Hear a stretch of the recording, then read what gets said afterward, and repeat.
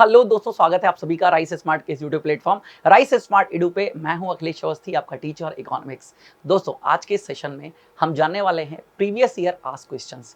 SSC के अब तक के जितने भी एग्जाम्स हुए हैं उनमें जो क्वेश्चंस पूछे गए हैं और उन्हीं से बनते क्वेश्चंस आगे के भी एग्जाम्स में पूछे जाने की पूरी संभावना होती है। इसी के लिए ये बहुत इंपॉर्टेंट माना जाता है। जब कभी भी आपका पेपर नज़दीक आता है तो हमेशा आप क्या उठाते हैं? Previous year.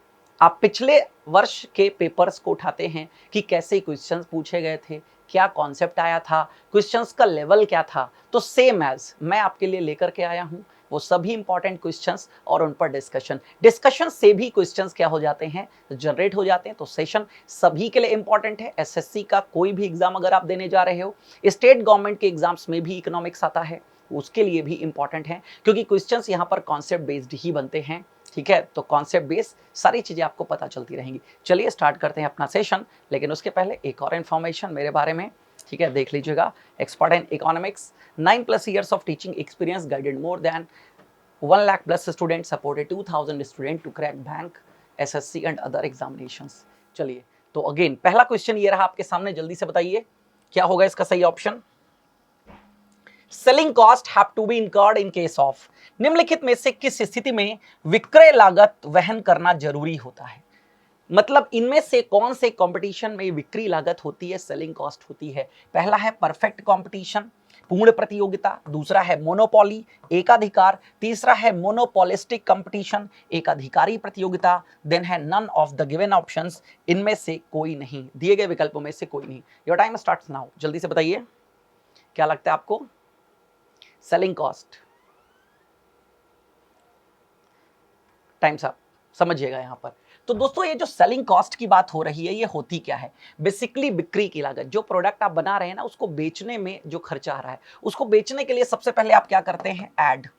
तो जो एडवर्टाइजमेंट है वो बहुत बड़ी कॉस्ट होती है। आज की डेट में आप देखते हैं एडवर्टाइजमेंट। तो बेसिकली यहां पर पूछा जा रहा था आपसे इन 4 ऑप्शंस में कि कंपटीशन, ठीक है, किस कंपटीशन में बिक्री की लागत होती है। तो कहां होती है? मोनोपोलिस्टिक में। अब मोनोपोलिस्टिक कंपटीशन होता क्या है? देखिए, मोनोपोलिस्टिक कंपटीशन के अंतर्गत कंडीशंस क्या होती है? यहां पर मेनी सेलर्स होते हैं, मतलब बहुत सारे विक्रेता, ठीक है। मेनी बायर्स होते हैं, मेनी बायर्स होते हैं, मतलब बहुत सारे खरीदने वाले। लेकिन बस यहां जो प्रोडक्ट होता है वो होता है भिन्न, ठीक है, जिसे हम हेट्रोजीनियस बोलते हैं। हेट्रोजीनियस, हेट्रोजीनियस का मतलब भिन्न। और सेम एज ये जो परफेक्ट कंपटीशन के जैसा ही लगता है, परफेक्ट कंपटीशन की भी कंडीशन सेम होती है। मेनी सेलर्स, मेनी बायर्स होते हैं, लेकिन वहां पर सिमिलर प्रोडक्ट होता है। जैसे आप सब्जी मंडी जाते हैं, सभी के पास एक ही जैसा तो है।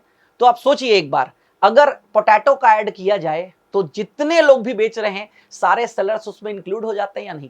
किसी को स्पेशली अपने पोटैटो को लेकर के एडवर्टाइजमेंट करने की रिक्वायरमेंट है? नहीं है रिक्वायरमेंट। कभी आप सब्जी मंडी पे बोर्ड लगा हुआ नहीं देखते होंगे, हमारे वहां ये चीजें मिलती हैं, पता है सबको, ठीक है। लेकिन यहां पर क्या होता है, प्रोडक्ट दिखने में तो सिमिलर होता है लेकिन नहीं होता है। जैसे एग्जांपल ले लीजिएगा कोचिंग इंस्टीट्यूट्स का ही। सभी कोचिंग इंस्टीट्यूट्स में तैयारी होती है, आप किसी भी कोचिंग इंस्टीट्यूट में चले जाते हैं, वहां पर तैयारी कराई जाती है, बट हर कोई अपना इंडिविजुअल अलग अलग ऐड करता है या नहीं? क्योंकि हर किसी कोचिंग इंस्टीट्यूट की कुछ ना कुछ एक स्पेशलिटी होती है, खासियत होती है। तो इसलिए ये बन जाता है मोनोपोलिस्टिक कंपटीशन, ठीक है, जहां पर बायर्स बहुत सारे हैं, सेलर्स बहुत सारे हैं, लेकिन प्रोडक्ट दिखने में एक जैसा लगेगा, लेकिन कुछ ना कुछ स्पेशलिटी हर किसी की अलग अलग है। तो उसी स्पेशलिटी को लेकर के उनको एडवर्टाइज करना पड़ता है। चलिए बढ़ते हैं आगे। मोनोपोली का मतलब है एकाधिकार। एकाधिकार का मतलब जहां पूरे बाजार पर किसी एक ही का स्वामित्व हो, सिर्फ और सिर्फ एक सेलर, ओनली वन सेलर। चलिए आगे बढ़ते हैं, अगला बताइए। What do you mean by density of population, जनसंख्या घनत्व से आप क्या समझते हैं?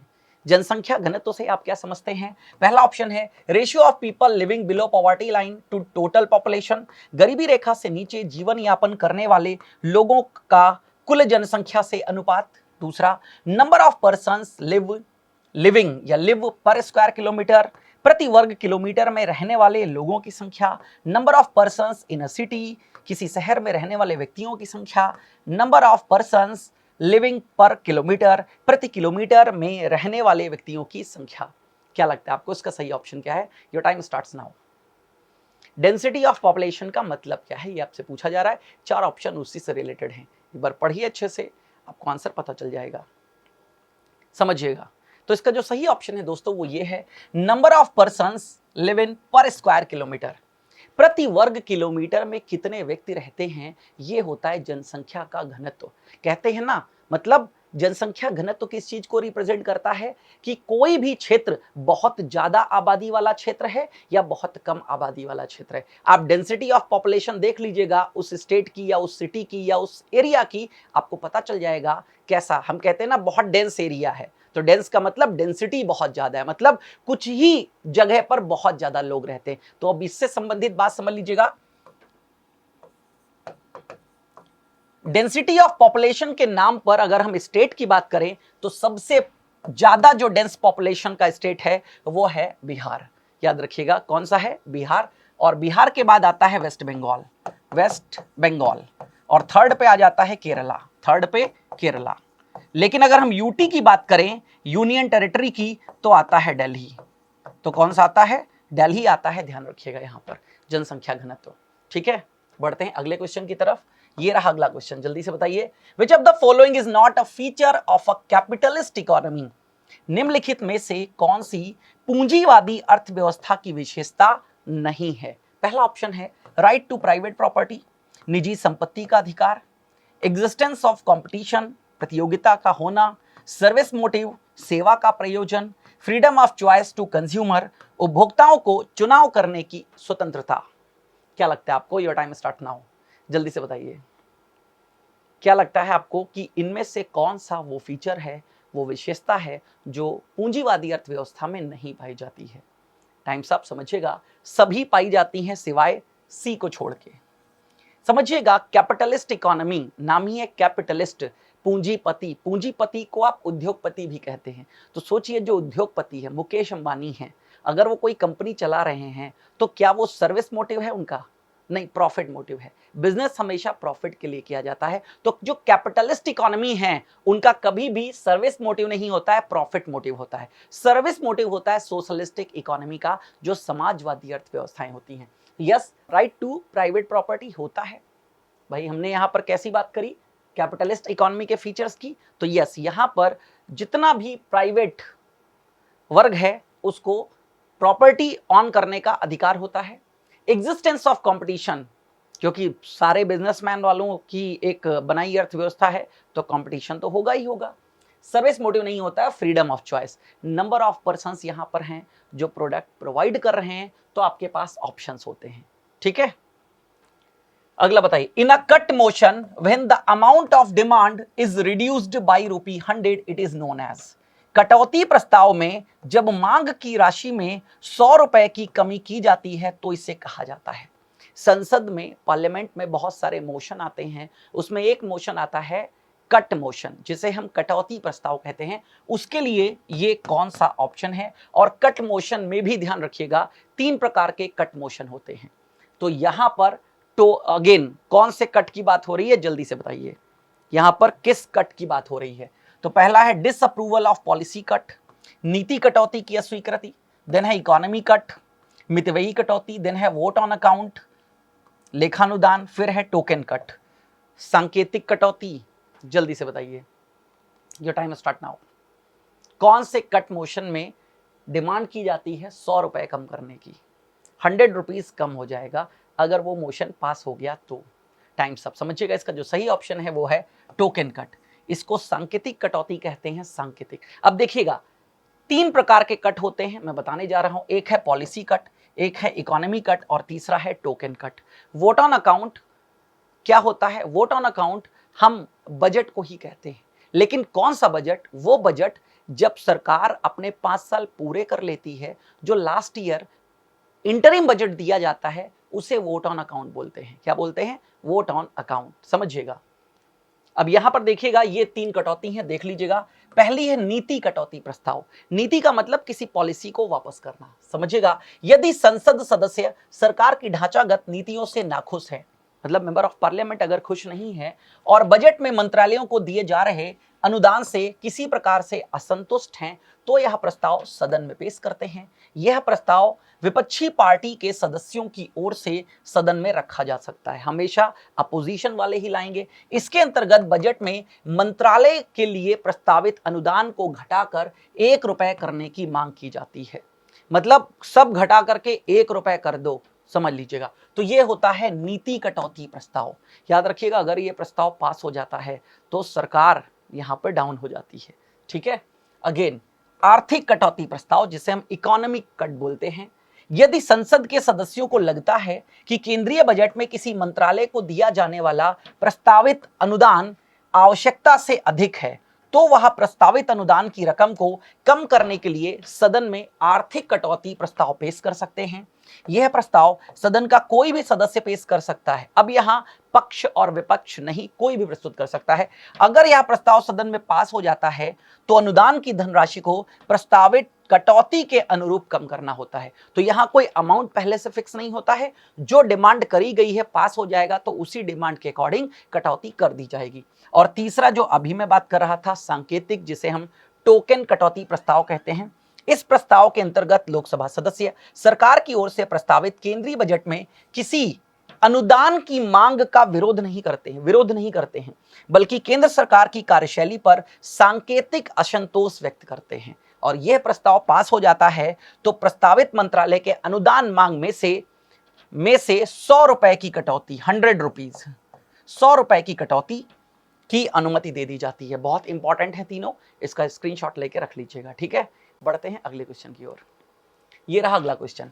If reserve bank of India reduces the cash reserve ratio it will. भारतीय रिजर्व बैंक नगद रिजर्व अनुपात को कम करती है तो क्या परिणाम होगा? इसको शॉर्ट में CRR बोलते हैं। मतलब आरबीआई अगर CRR को कम कर देगा तो क्या होगा? पहला ऑप्शन है इंक्रीज क्रेडिट क्रिएशन, ऋण सृजन बढ़ेगा। डिक्रीज क्रेडिट क्रिएशन, ऋण सृजन घटेगा। Have no impact on credit creation, ऋण सृजन पर कोई प्रभाव नहीं पड़ेगा। Have no definite impact on credit creation, ऋण सृजन पर कोई निश्चित प्रभाव नहीं पड़ेगा। क्या लगता है आपको? Your time start now. जल्दी से बताइए प्लीज, क्या है इसका सही ऑप्शन? Times up. तो दोस्तों, इसका जो सही ऑप्शन है इंक्रीज क्रेडिट क्रिएशन। समझिएगा, पहले क्लियर कर देता हूं।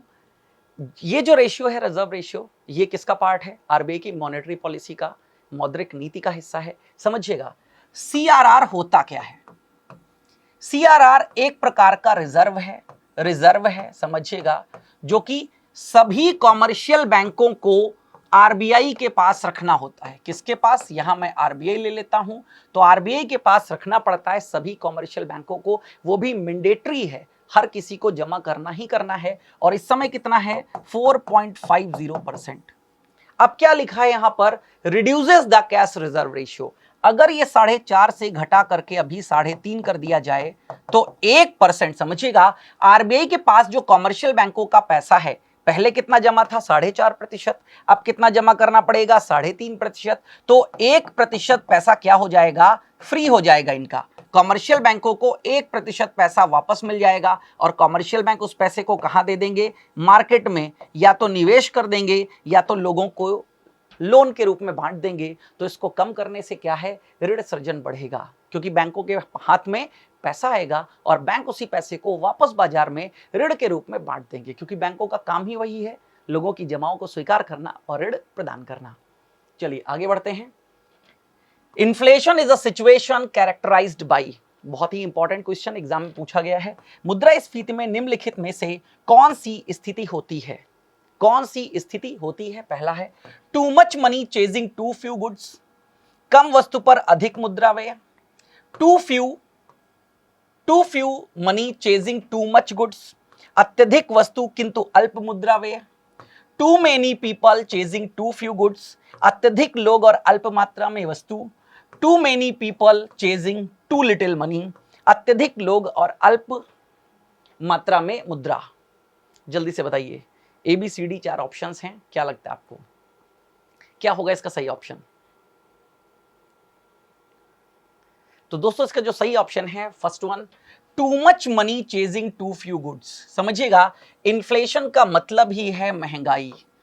हिंदी में वैसे तो मुद्रास्फीति बोलते हैं, बट सही अर्थों में हम इसे महंगाई कहते हैं। ठीक है, अब समझिएगा, महंगाई है तो इसका मतलब है वस्तुओं का मूल्य बढ़ रहा है। हम मान लेते हैं किसी प्रोडक्ट का मूल्य बढ़ रहा है, तभी ये स्थिति मुद्रास्फीति होगी। तो मूल्य बढ़ रहा है मतलब लोगों के पास पैसा है ना, तो पैसा ज्यादा है लोगों के पास, लेकिन वस्तु नहीं है इतनी, वस्तु कम है पैसा ज्यादा है, तो ऐसी स्थिति ही क्या कहलाती है, मुद्रास्फीति कहलाती है। जहां पर डिमांड ज्यादा होती है लेकिन सप्लाई नहीं होती है, तो जब सप्लाई डिमांड से कम होती है तो जो प्रोडक्ट की डिमांड करी जाती है उनके प्राइस भी बढ़ जाते हैं, सिचुएशन इन्फ्लेशन कहलाती है। तो पहला बिल्कुल सही है कि टू मच मनी, बहुत ज्यादा पैसा, चेजिंग टू फ्यू गुड्स, कुछ ही गुड्स हैं, यहां पर वस्तुएं हैं, उनको चेज कर रहा है मतलब उसका पीछा कर रहा है। चलिए अगला बताइए, one of the following is labour in economics. इनमें से किसे, ये चार ऑप्शंस जो दिए गए हैं, इनमें से किसे लेबर के रूप में डिफाइन किया जाएगा, मतलब कौन इसमें श्रमिक है या श्रम का कार्य कर रहा है। ठीक है, पहला, a musician performing for a benefit fund, कोई संगीतज्ञ जो किसी सुविधा निधि के लिए कार्यक्रम में भाग ले रहा है। A painter working for his own pleasure, कोई चित्रकार जो अपने आनंद के लिए कार्य कर रहा है। Reading a book as a hobby, शौक के तौर पर पुस्तक पढ़ने वाला। A mother teaching her own son, अपने पुत्र को पढ़ाने वाली माँ, यहां पर पा है, ध्यान लीजिएगा। ठीक है, ये यहां सही लिखा है, कई बार टाइपिंग मिस्टेक हो जाती है तो कोई दिक्कत वाली बात नहीं है। पढ़ाने वाली, अ mother teaching her own son, अपने पुत्र को पढ़ाने वाली माँ। क्या लगता है इकोनॉमिक्स में लेबर किसे कहेंगे? Your time starts now. चार में से जल्दी से बताइए, क्या लगता है आपको? तो दोस्तों इसका जो सही ऑप्शन है, टाइम्स अप, क्या है? पहला, फर्स्ट वन। समझिएगा, मैं आपको कई बार बता चुका हूं, मेरे सेशंस देखा करिए, ठीक है, बहुत ही इंटरेस्टिंग सेशन आपके लिए बनाता रहता हूं, और वीडियो को लाइक कर दिया करिए, चैनल को सब्सक्राइब कर दिया करिए। ठीक है, नंबर ऑफ वीडियोस मैं आपको करंट सिचुएशंस पर भी बना करके प्रोवाइड करता रहता हूं। एक बार जा करके प्लेलिस्ट में या वीडियो सेक्शन में यूट्यूब में हमारे राइस स्मार्ट एडू चैनल पे देखिएगा, डिस्कशन करता रहता हूं। तो अगर आप हमारे डिस्कशंस देखते हैं तो मैं कई बार बात करता हूं, हर वो क्रिया, हर वो एक्टिविटी इकोनॉमिक एक्टिविटी है जो पैसे के लिए की जा रही है या जहां पर पैसा इन्वॉल्व है। आप समझिएगा, ये जो चार ऑप्शंस हैं इनमें कौन सी ऐसी क्रिया लगती है जो पैसे के लिए की जा रही है। दूसरा, a painter working for his own pleasure, एक पेंटर है लेकिन वो जो चित्रकारी कर रहा है उसको सेल नहीं करना है, उसका शौक है। ठीक है, आप में से भी कई लोगों का शौक होगा पेंटिंग करना, लेकिन आप अपनी पेंटिंग बेचने थोड़ी ना जाते हो। ठीक है, लेकिन वही जो बेचने जाते हैं फिर वो क्या हो जाएगी, economic activity.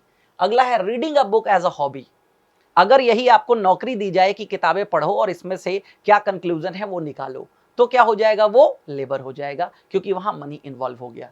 Then a mother teaching her own son, अगर आप अपने बच्चे को बाहर से पढ़वा रहे होते तो वो इकोनॉमिक एक्टिविटी होगी, लेकिन एक मदर अपने बच्चे को पढ़ा रही है। इससे रिलेटेड एक एग्जाम्पल और पूछा गया था, ठीक है, जो घर में हाउसवाइफ खाना बना रही है तो वो भी इकोनॉमिक एक्टिविटी नहीं मानी जाती है, क्योंकि खाना बनाने का पैसा उसे नहीं मिल रहा है। ठीक है, तो फर्स्ट वन।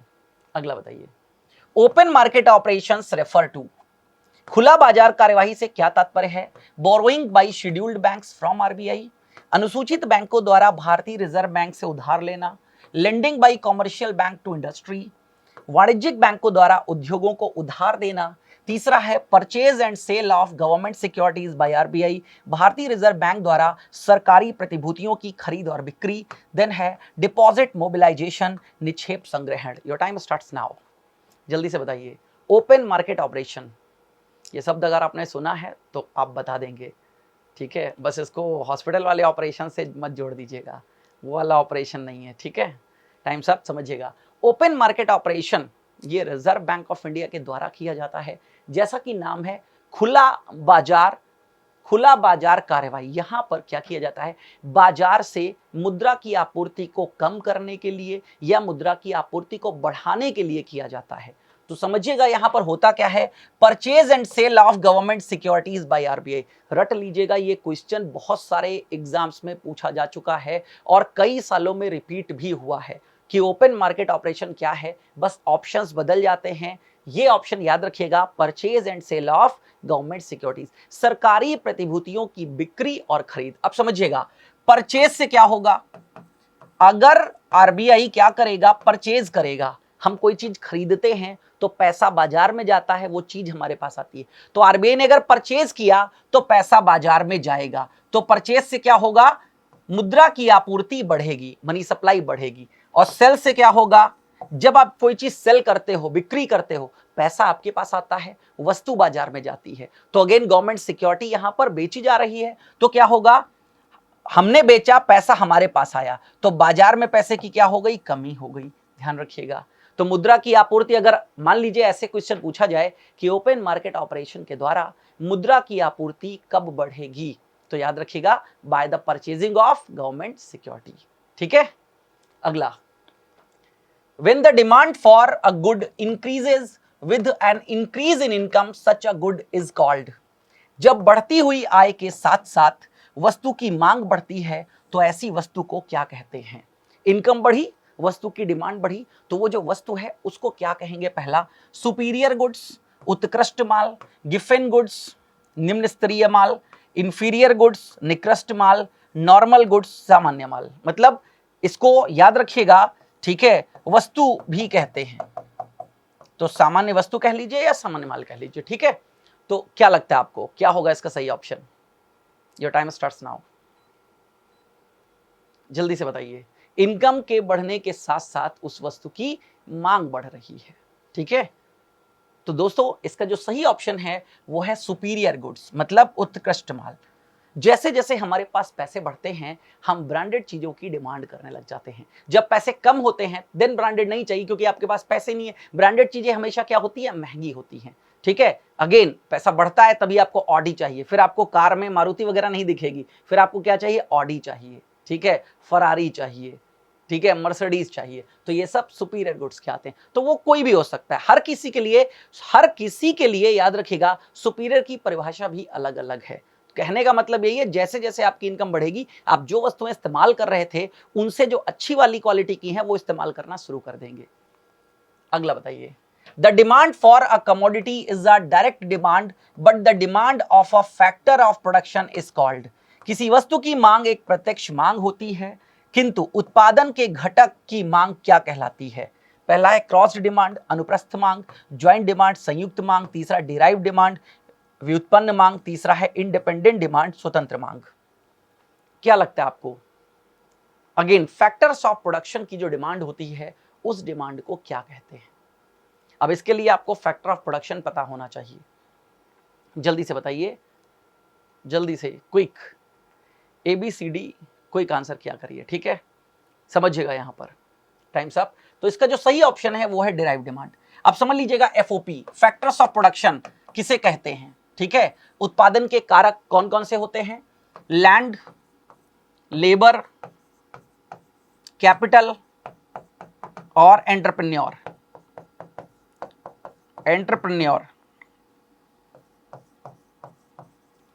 ठीक है, समझिएगा, भूमि, श्रम, पूंजी और उद्यमिता।